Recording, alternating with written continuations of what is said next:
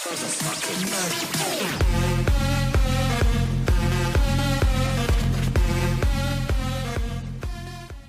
guys, it's Ep.12, and welcome back to some more Agrarian Skies. And right here I'm sitting in my new basement. I'm not really in love with this, but I just built it real quick. I have some glowstone illuminators here, which you make like this. Glowstone illuminators right here. You just take 1,000 millibuckets of glowstone, you put it into this illuminator frame. Then silver nuggets, redstone, hardened glass. I've showed you how to make hardened glass before, and these are pretty nice. I like them better in vanilla, like the vanilla textures for them in like normal thermal expansion. But I think they're still nice in this texture pack. And yes, I am using a different texture pack. This is the if you look in here, it's just pack. I'm using the Jaded Cat mixed pack, and I'm liking it. Like I put it on like right after the last episode. I discovered, like, I was looking around on the Feed the Beast launcher, and I discovered this, and I'm like, oh, let me try it out. And I'm really liking it. I like the especially my tower. It looks a lot better now. And yeah, but these are one of the blocks I really don't like as much. But yeah, this block right here is smoking or burnt quartz, and this is kind of this block has a really cool texture. If you look at it really closely, it has like almost like blue streaks in it. It's pretty cool. It's really highly detailed, which I like. So yeah, I'm probably gonna change this up. I don't really like it. I was just messing around with different stuff. Yeah, this is a silver block. I was also messing around with that. I don't know, I think that kind of looked cool. So yeah, I moved all these 5 machines down here, just because I was really getting sick. Whoops, I was really getting sick of them being over here. And I think it was last episode that I handed in the resonant flux capacitors. Yeah, I'm pretty sure it was. Yeah, I got an energy cell, or an energy, redstone energy cell, and I just put 4 resonant ingots. Whoa, what's all this lag? I just put 4 enderium ingots around it to make a resonant energy cell. So yeah. Okay, so, whoa, getting like really bad lag spikes. It's kind of interesting. Usually don't get bad lag spikes like that. But yeah, I've been doing a lot of like planning out of stuff. So I was kind of messing around with this too. I don't know if I like it. I was looking for some kind of dark block to put as an outline of this, because I usually like when I have like a dark outline on something on like a floor. I usually like that. But if I go up here, you can see that I did add another floor to this, and the reason I made this red is because I'm planning on this being my blood magic room, like where I put like some of my rituals and stuff like that. I don't really have like big plans for blood magic yet. I know I am gonna put like a little courtyard area, not like courtyard, but like an area outside of the tower for my tier 5 altar when I build that, which is gonna take I'm not gonna do that for a while, but I am gonna get started with blood magic hopefully soon. But yeah, the tier 5 altar is huge. It's like 4 beacons around. Like, I don't even know what the dimensions of it are, but it's pretty big. And also another thing is, these are redstone micro blocks. And the reason they're micro blocks is because the normal redstone bricks actually emit a redstone signal. So I didn't want it like messing up anything that I had on here, because I know a lot of things respond to redstone signals differently. And this is red wool slabs, just micro blocks because I want to conserve them. But yeah, this is actually 1 block, and right there is the ceiling to the bottom floor. So yeah, that's what I did here, and I started this. This is also micro blocks because I kind of want the ceiling of this not to be like, I want this to be the ceiling of this, but I want the floor of the next floor to be something different, and I don't want it to take up more than 1 block for a ceiling and a floor. So that's really handy that they have micro blocks in this. Probably one of the most convenient things in mod packs now is micro blocks. I really love micro blocks. I love messing with them and everything. But yeah, I love that's another thing. I love the sugarcane texture in this texture pack. And yeah, so this is how everything looks. And you might notice this huge, absolutely huge platform. It even goes out even further. Yeah, that's actually I guess that's a snow biome right there. So there's snow here. But yeah, so big plans. I mean, I think I might have bigger ambitions than I that I'm ever gonna get to, but I don't know. So this is 64 plots, like little squares, 64 of them, 8 rows of 8, or 8 rows of, wait, 1, 2, 3, 4, 5, 6, 7, 8, 1, 2, 3, 4, 5, 6, 7, 8. Yeah, so 64 plots, and this is for, I think there's like 52 or somewhere around like 50 something. I think it's 57 different plants in the Harvest Craft mod.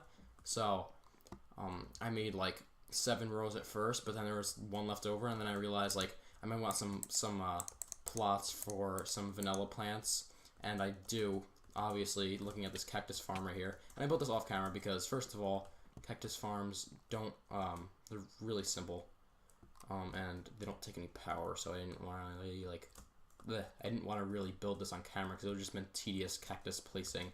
And these sandstone nooks right here, these are what actually are breaking the cactus when they grow. So you guys have probably seen this multiple times. So yeah, I'm getting cactus at a decent rate. So yeah, I just put that up like actually a few minutes ago. I finished a few minutes ago, and then I have these 6 areas right here for my animal farms. So I've been playing a lot of stuff out. So I'm gonna have pigs here. The pigs are gonna go. I'm gonna have a chronotyper, which is a I think that's what it's called. Chronotyper. Okay, so I'm gonna have a chronotyper, which basically moves animals. It will move animals from the front of the chronotyper to the back of it. So all these machines I'm gonna be using work in a 5x5 area, and yeah, I'm gonna have the pigs go into this. I'm gonna have a breeder to breed the pigs. They're gonna go into this chamber right here, and then I'm gonna have a slaughterhouse. There's another machine that produces liquid meat and pink slime, which are 2 things I need for 2 different quests. And yeah, and then I'm gonna have sheep over here. I'm gonna have sheep over here being bred, and I'm also gonna have a rancher to collect wool from the sheep. And then these sheep are gonna also have another chronotyper to move the babies over into here. And then I'm gonna have a slaughterhouse, and the slaughterhouse only kills the adult animals, so that's really nice. It's really convenient. And then on these 2, I'm gonna have chickens in this one with something to collect the eggs, and then they're gonna go into here, and they're gonna go into a grinder, which is gonna produce mob essence, and it's gonna take the drops from the chickens. So I was planning on getting the actual chicken drop, so I can make some different things in the Hunger Overload, or I think it's Pam's Harvest Craft mod. I always get mixed up between the 2. I think Hunger Overload just changes how hunger works. It doesn't actually add new items. But yeah, so this is going to have a grinder in it, as the sign entails. Or not entails, is that the right word to use? I don't even know. But yeah, that's what the sign says. And then I'm going to have cows in here. Kind of similar, but I'm actually going to have a rancher to collect milk from the cows. And I'm also going to have another chronotyper moving them into this, which then the grinder is going to kill the cows and collect their drops for leather and steak, which are very important items to collect a lot of. Leather is just useful for various different things, as you guys probably already know. And yeah, these are, although Wayla is saying stone slabs, these are actually the rosewood slabs, which I got from last episode from one of the reward bags. I think it was last episode. Yeah, so these look really nice. I don't know if I'm gonna use rosewood right here. I'm by no means done with any of this, as you can see, clearly. But yeah, I'm gonna have these little chambers, and this is actually clear glass from Tinker's Construct. You just get it by putting sand into the smeltery. Yeah, I didn't actually show you the tower. So yeah, I think it looks a lot nicer. I really like the mossy stone bricks. They look awesome. It has really nice detail to it. So yeah, everything I think looks better. Yeah, so that's basically all the changes I made since last episode, and from last episode, I finally figured out how to mine up the sulfur and cobalt that I was having trouble with last episode. So how it works is you need the alumite to mine up the ardite, and then see it says mining level ardite. So usually in normal Tinker's Construct, when you have a tool that says mining level ardite, that usually means it can mine ardite and cobalt. Or I think it usually says cobalt and mining level cobalt, which means it can mine ardite and cobalt. I don't think there are any tools in normal Tinker's Construct that can mine only ardite. I'm not sure though. I might be wrong about that, but As far as I know, that's how it works in normal Tinker's Construct. But in this pack, you need alumite to mine ardite, and then with the ardite, you make an ardite tool, and then that can mine cobalt, and then with a cobalt, you make a cobalt tool or a manilium tool to mine the sulfur. So sulfur is like a final tier material. So that's what I want to do. I made an ardite hammer just because I don't know why I made a hammer, but yeah, hammer, it's normal things. So just you make a hammer cast instead of a pickaxe cast. So I'm gonna go into the Nether again. I have my workbook if I get into like a really bad situation. So yeah. So with this ardite hammer, I should be able to mine cobalt. Actually, I did try it. I can mine cobalt. So if I could just find some cobalt. This cobalt? That's a lapis, okay. This cobalt? That's lapis as well. I think this is sulfur. Yep, that's sulfur. Cobalt. Infernal mobs. I'm not sure, but I think infernal mobs only spawn in the Nether. Because I haven't seen them in like my mob farm at all. I'm pretty sure this is cobalt. Yep, this is cobalt. Cobalt has kind of like a darker blue texture. And the hammer, by the way, will mine a 3x3 area. It takes a really long time to mine this stuff. Yep, there you go. And I should have gotten a piece of cobalt. Oh, it's right in the corner. Nice cobalt. I'm gonna only grab a couple pieces of this. This is more cobalt, nice. I'm gonna make a cobalt pickaxe head out of this. I only really need one piece, but whatever, I'll get some more. And by itself, cobalt I think has the highest mining speed out of any material in Tinker's Construct, which I definitely am gonna be using for my tools. That's lapis. I can already tell. I don't really like the, to be honest, I don't really like the netherrack in this texture pack. Or like the nether in general, I really don't. I'm not too fond of it. I don't like the whole like white theme they're going for with this texture pack. But the lava looks really nice. It kind of looks like obsidian, like the lava itself. Ooh, don't want to get in that. The lava itself kind of looks like obsidian, which is kind of cool. What is this? Is this silver? Oh, it's quartz. You can stop now. Stop it. This is another thing I don't like. I can't really tell the difference between soul sand and netherrack. They look extremely similar. I think that's some cobalt down there. Oh. And I think these spiders have a messed up texture. And the spiders in general have messed up textures. Because they're like all white. I don't think they're supposed to be like that. Get out of here. Get out of here. My face. Oh, whoa, I'm getting hurt really bad. Where's my, carrot juice? The last of it. I'm gonna have to get some more of this stuff.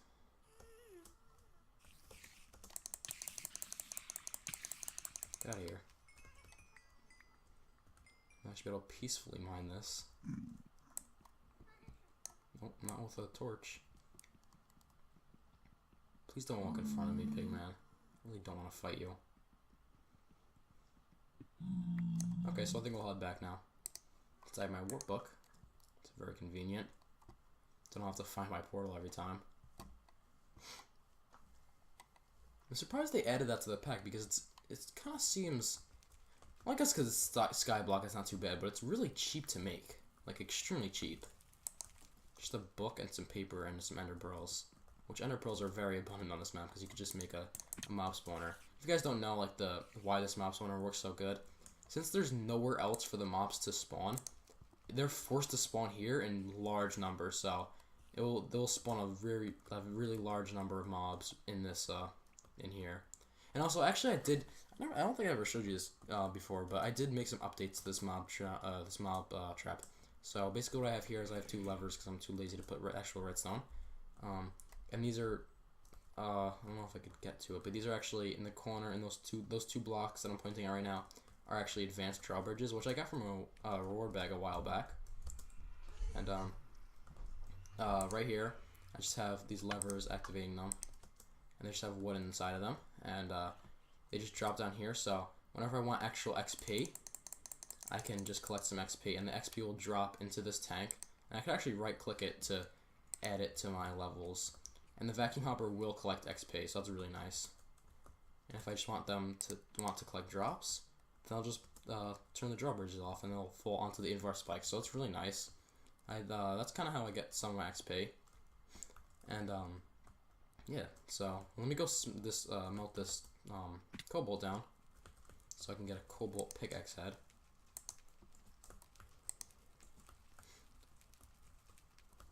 Oh yeah, and also on the steel production side of things, oh, it started to make a redstone, really? Started to make normal iron. Yeah, so on the steel side of things, I have a lot of steel, and I don't think I need quite this much, but it's always nice to have more. I love just being able to put the materials in here, and this will automatically make steel. It's really simple. Like, once you get the hang of it, it's really simple to understand. But yeah, I can get my pickaxe cast out.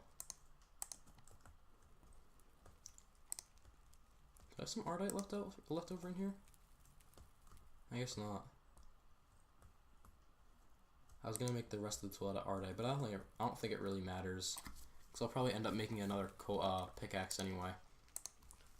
This is just to mine sulfur. Come on, almost done. And there you go. Pour it out into the cast. And cobalt on this has a really nice texture and really nice color to it. It's like almost like a light blue. Not almost like a light blue, it is like a light blue. But yeah, let me just go grab some obsidian. And oh yeah, and also I upgraded this to a resonant portable tank. So this will hold 64 buckets as opposed to the 8 that the normal tank was holding. And I just I'll show you how to make that in a second after I grab a piece of obsidian. So the tank right here, portable tank. It's just I've showed you how to make this one before. It's just glass around a piece of copper, really simple. And then the next tier up is invar around the same tank, or you can make it like this. And then the reinforced one is hardened glass around it, which I showed you how to make before, and also the enderium, which I showed you how to make before. So pretty simple. I mean, the hardest part is obviously the enderium, but once you get to the point where you can make enderium really easily, it's no big deal. So yeah, let me get the obsidian parts. I've been using a lot of obsidian for my tools. I've realized that it's pretty good for most things. Oh wait, no, I need that. And then tool rod right here. And I can go into here, put my parts in there. There you go. There you go. So now you can see that this says mine level manilium, and I should be able to mine sulfur with this, which is really nice. I can get a lot of sulfur. I don't have to pulverize coal anymore. Oh, so much better. I hated having that as my source of sulfur. And also, as you can see, sulfur's all over the place in the nether. I know. Oh crap! Oh crap! Okay, so one bad part about the nether ores is that they actually make pigman noises, so the pigmen aggro onto you. So that's pretty bad. The guests don't really scare me that much. Where is he? Oh, but I am low on food. Yeah, these things really don't scare me at all. Kill them really easily. Let me switch this out.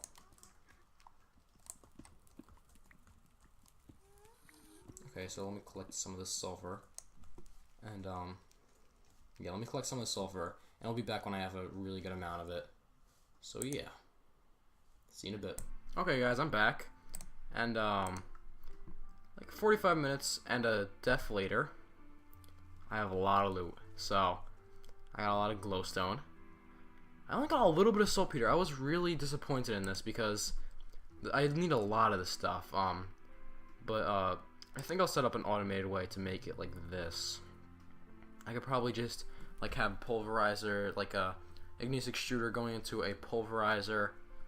Then the pulverizer will make sand, and then I'll go into a cyclic assembler to get broken by another pulverizer, and then I'll have the sand go back into the cyclic assembler, and then it will produce niter. But I need a lot of this stuff, and that's probably my best bet, because this stuff is really rare.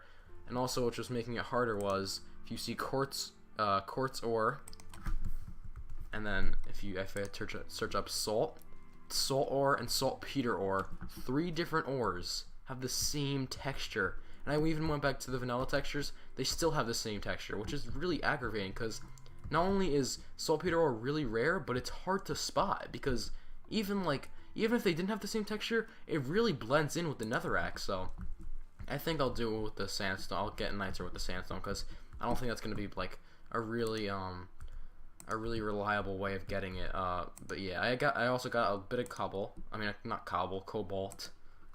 So yeah. This is an insane amount of sulfur, by the way, because each stack of sulfur ore converts into 24 stacks of sulfur, so that's crazy. So system I have down here is, I have this I just had this pulverizing tin. I was putting like a lot of tin into here, or a lot of tin into here. So I think I'll put a barrel right here, because I have all this stuff going into a barrel, and I'll probably, I don't know what I'll do, because it also produces netherrack. So yeah, let me get a barrel.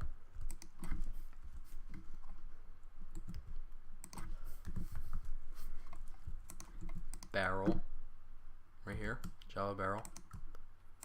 And I don't want to use that kind of wood, but it's okay. Oh yeah, I did get a few gas tiers as well, which is really nice. I can always use the gas tiers for something. I'm also gonna need my dolly. That's another thing. So yeah, I don't think I need to make another trip to the Nether for a while. I mean, this is a lot. This is way more than I even needed. But I just picked it up because I thought, why not? So just stick that right there. And I'll grab this, grab my barrel, and I'll stick all this saltpeter ore into here. This crazy amount of saltpeter. Or not saltpeter, sulfur. Oh my god. This is already going. It's already producing a lot. I'll lock that. This isn't going that fast. Not really like outputting it that fast.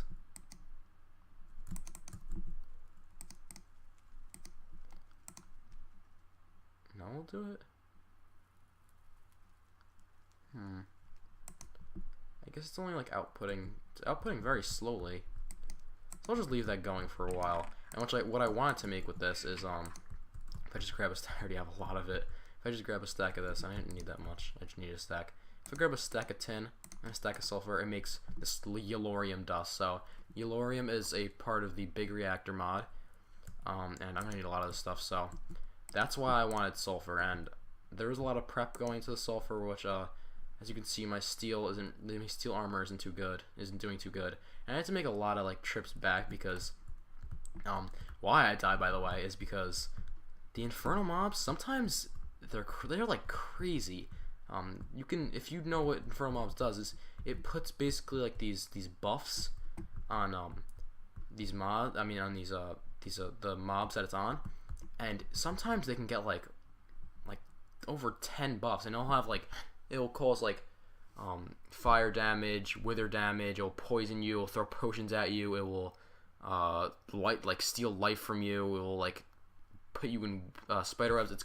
Sometimes they get really crazy, and the more modifiers they have on them, generally the more damage they do. So a zombie pigman, while I was mining the sulfur ore, it snuck up behind me and just it killed me in like 2 hits with like full 40 hearts, which is crazy.